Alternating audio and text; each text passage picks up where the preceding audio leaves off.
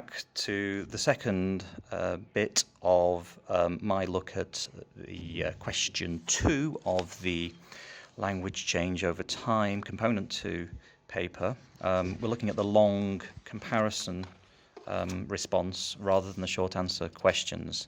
For the first part of it, look at the other video, okay? Now, actually looking at the text now, one tip I can offer is that you don't start with the text A, don't start with the earliest text. Start with text C, which is the most modern text. And there are very good reasons for doing this.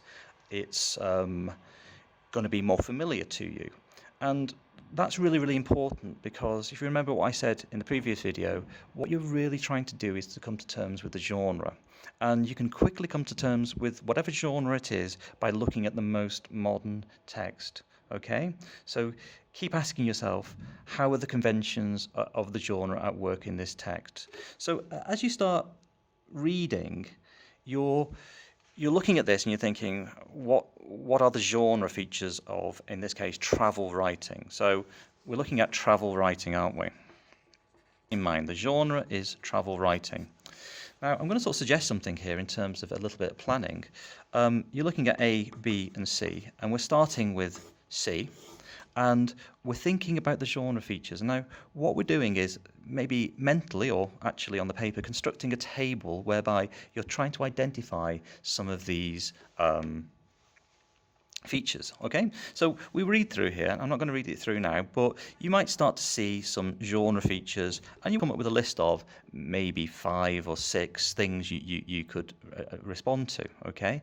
At the same time, you're also going to be noting some particular language features you can also talk about. Okay, so looking at this, for example, we can see it's like a sort of first person. We know that many bits of travel writing are a bit like sort of diaries, maybe kind of sort of first person narratives in that sense. It's talking about a very beautiful location. This is Michael Palin talking about his trip to Istria. It's perhaps entertaining in terms of its purpose. Okay, so that could be another thread we could explore. We're also looking down. We're getting quite a lot of inform in terms of its purpose as well, and we're getting information about about cuisine, about the place itself, about the culture, and all those kind of things. And it's all very, very detailed in its description. Okay, so I'm starting to make a little plan, and it's largely based around genre here. Now, I might add to that other things I can see about how this text is working, but I've got a little firm base there for me to have enough confidence to start looking at the other ones, okay? So I've read through that, and I have annotated it in detail, I promise, and now we're ready to look at the other ones. So what you're doing here is just you're working out your general position before you look at the other ones. And let's look at the other ones now. You would go back to the other ones and, oh my word, it's something really old from the early modern period. But the thing is, you've got confidence now to deal with it. And what you're working out is kind of, well, is this a first-person account? Yeah? Does this have an ending purpose? I think what we've seen from the contextual information is that this isn't an entertaining purpose at all. This is a much more sort of mercenary position. It's about economics. It's about colonialism. So you've got a real basis for some sort of contrast there. And you can start to sort of fill this in here, sort of economic purpose, etc. Is it informing? Well, yeah, similarity, yes, it does inform as well. So it's informing. Is it full of detailed descriptions? Well, yes. Similarly, it's full of detailed descriptions. Okay? And so forth. And then you would do much more detail then, but then you would do it with B as well in a similar kind of way. Okay? Now, after you've sort of done your plan and you've annotated these texts and you've thought about them in a bit of detail, you're ready to write an introduction. Okay? So I've got an introduction here. And What I think an introduction can do is it really gets to grips with the genre, okay? It's you finish reading your text, and in the introduction, what you're going to do is you're going to set out your ideas in what's called an overview of the genre and how these texts are working with its conventions. So in this introduction, let's have a quick look. Travel writing often has a range of purposes. The writer must convey information about a new place, but also evoke a sense of that place descriptively. It is therefore conventional for the writer to deploy factual information, proper and concrete nouns and parentheses for further information, but also to use longer, more descriptive, complex sentences with imaginative adjectives and literary techniques such as imagery. On top of this, the genre tends to include a personal element, so first-person pronouns and a diary-like narrative structure are also common. Okay. What's happening here is sort of setting out your stall in terms of what this genre does. Okay. It doesn't have any quotations in it. It's quite short. It does have a little bit of terminology on the go there, but it is really setting out broad positions, okay, and offering an overview. Now, the examiner's use of the word overview under AO in the marking grid, it does kind of relate to what you're doing in your kind of introductory paragraph, but I think overview is also something you're doing throughout as you deal with the particularities of each text and show how the common features of genre operate across each of them, okay, or show development through time. So it does relate, this overview, to a sense of evaluation of the texts. What the examiners are looking for overall, though, is just valid, well-supported ideas which demonstrate independent thinking. You need to be responsive to these texts and really get under their skin. Okay, now what about other paragraphs? How do you proceed once you've done your introduction? Now, this is a little bit more varied in its approach. What I have here in front of me is a response that keeps things fairly simple and clear.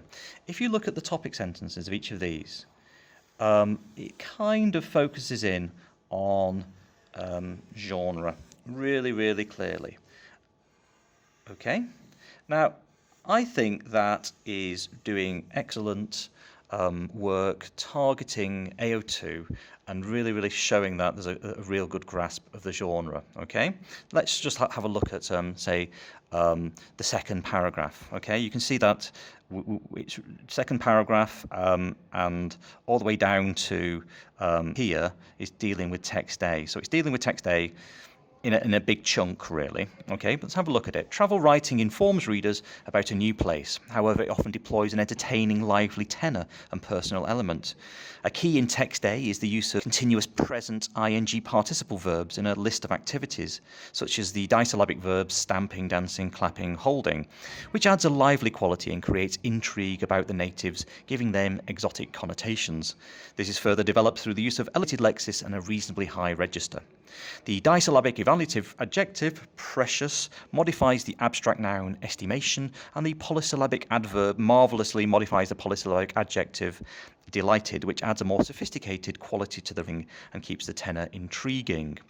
Okay, so in terms of structure, it's focusing on genre, but in the sort of the body of the paragraph, it's getting very, very close to the language, and you can see the use of terminology here, for example, kind of layered disyllabic evaluative adjective, then very, very short quotes of even individual words, and then talking about how that links to something else. And it really, really gets under the skin of the writing, all under the umbrella of talking about genre. Okay?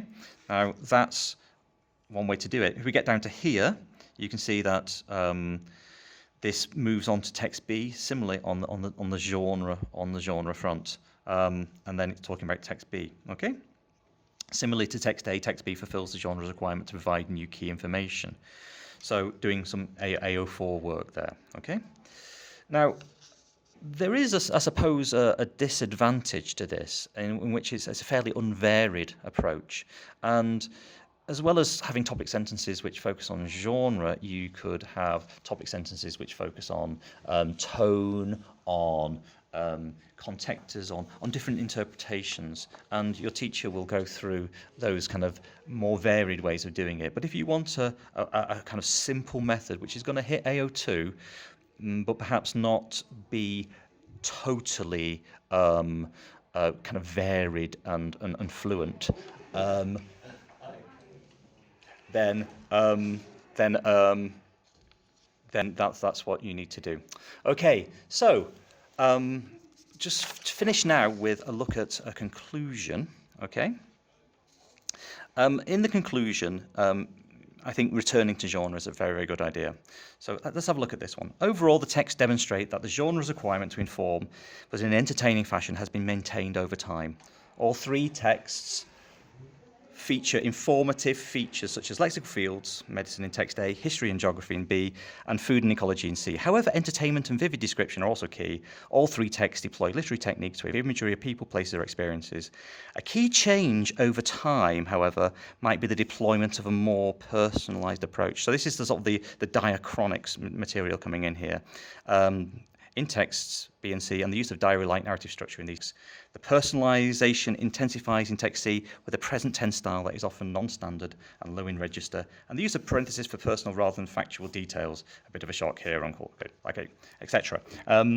So that's a quick. So you know there was more than one way to do this, but hopefully that has been useful for you, and good luck in your preparation for this component.